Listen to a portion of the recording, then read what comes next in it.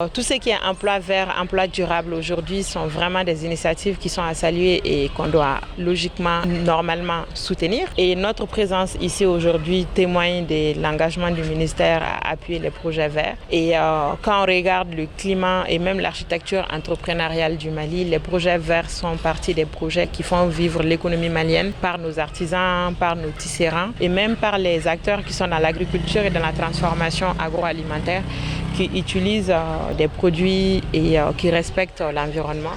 Donc c'est des initiatives que nous devons saluer, qui doivent être répertoriées au sein du ministère pour pouvoir multiplier dans plusieurs régions et plusieurs localités du Mali. Le message qu'on a, c'est vraiment de valoriser aussi ce type d'entrepreneurs, parce que c'est des entrepreneurs verts qui contribuent à l'équilibre de notre société au niveau de l'environnement. Et les récupérateurs des ordures qui sont devant nos maisons, qui sont sur des tas d'ordures, sont des entrepreneurs et des profils que nous devons valoriser, que le ministère s'engage aussi à valoriser, parce que c'est des personnes tellement importantes dans l'équilibre de notre écosystème qu'on doit arrêter de les stigmatiser. En fait, c'est pas parce qu'ils ramassent des ordures qu'on doit les pointer du doigt, non. Et nous, en tant que pouvoir public, on va réfléchir vraiment à des outils internes pour pouvoir mieux les outiller, mieux les valoriser. Et pourquoi même pas ne pas les appuyer à travers les programmes qu'on a au sein de nos départements, que ce soit dans les agences comme le FAFPA ou la PEJ, qui ont tout le temps des projets à destination des jeunes du Mali. Nous avons aussi, en plus de climat, le monde entier est confronté aussi à un défi énergétique. Et le Mali ne fait pas exception à ça aussi.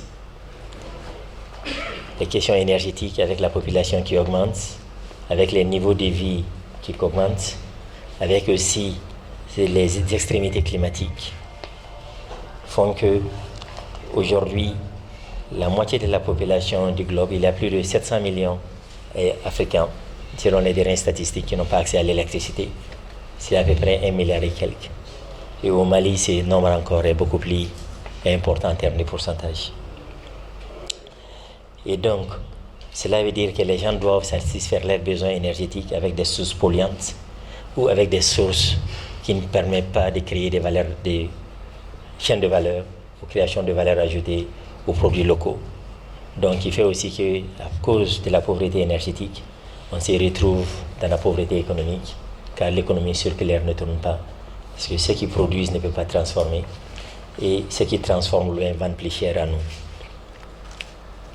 Et il y a la question sociale dans le monde entier aujourd'hui, et le Mali ne fait pas exception.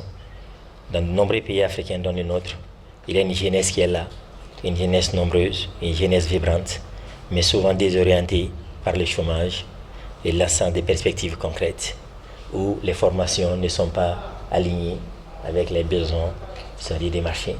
Mais ces jeunes-là veulent apprendre, ces jeunes-là veulent vraiment s'adapter et souvent n'ont pas les moyens ou n'ont pas les outils ou les orientations nécessaires pour pouvoir vraiment y s'adapter. Et c'est pour cela que l'économie verte, l'économie circulaire est une opportunité. C'est une opportunité pour nous parce que ce n'est pas un luxe. Quand on entend l'économie verte, nous pensons que c'est les pays riches ou bien c'est les pays qui sont des pays émergents. Mais je pense que nous, notre économie a toujours été avant tout une économie qui est orientée sur un secteur de transformation locale. Mais la vitesse de la croissance a fait que beaucoup de nos artisans, beaucoup de nos tisserands, quand on était enfant, on les voyait dans les rues, ont disparu. Et malheureusement, avec les progrès, on n'a pas pu pouvoir les orienter. Je pense que le président de la Chambre des métiers est là, il en dira quelque chose. Et c'est important de valoriser ces métiers et en leur donnant une nouvelle envergure. Des emplois locaux existent dans les secteurs solaires, dans les secteurs de l'agriculture durable et les chaînes de valeur liées à l'agriculture, et dans la valorisation des déchets, l'écotourisme, la foresterie, donc, et dans tous les domaines du design et dans tous les domaines, disons, du développement socio-culturel et artistique, surtout que cette année a été décrétée par nos autorités comme l'année de la culture. Et la culture représente aussi un secteur extrêmement important dans l'économie verte.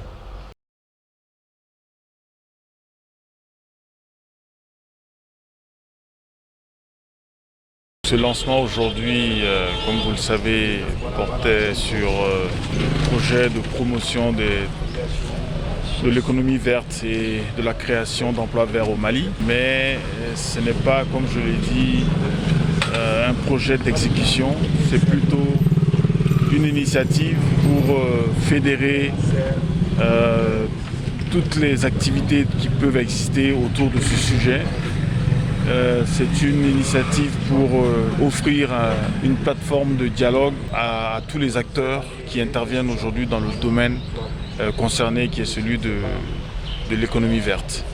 Donc c'est vraiment ça notre ambition, c'est de fédérer les énergies pour pouvoir promouvoir le développement de l'économie verte et que le pays puisse tirer tout ce qu'il y a de positif dans ce secteur-là.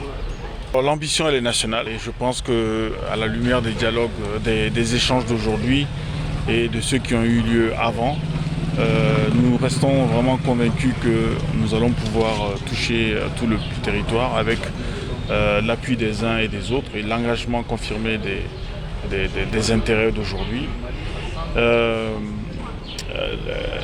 La cible, c'est vraiment tous les acteurs qui interviennent dans le domaine, que ce soit les acteurs du public d'abord, puisque ce sont elles qui ont la responsabilité des politiques dans notre pays.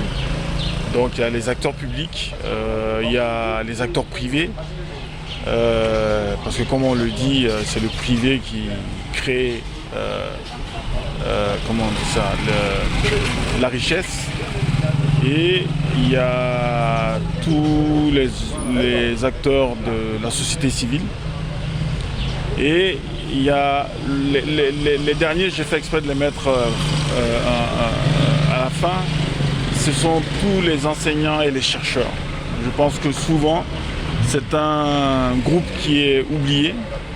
Et nous, dans notre démarche et avec notre partenaire stratégique Include, c'est justement mettre au cœur de ces initiatives les chercheurs et les acteurs du monde de l'éducation pour qu'on puisse bénéficier de leur esprit particulier qui permet de prendre de l'avance sur les choses.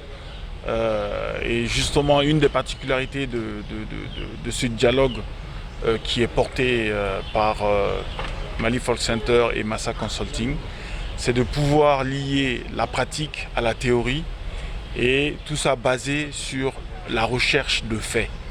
Donc des faits qui vont pouvoir dire c'est possible et voilà les données que la recherche a pu mettre en lumière et qui vont servir à améliorer les politiques publiques et à faire des réformes pour pouvoir promouvoir le sujet de l'économie verte dans notre pays et de la création d'emplois bien sûr.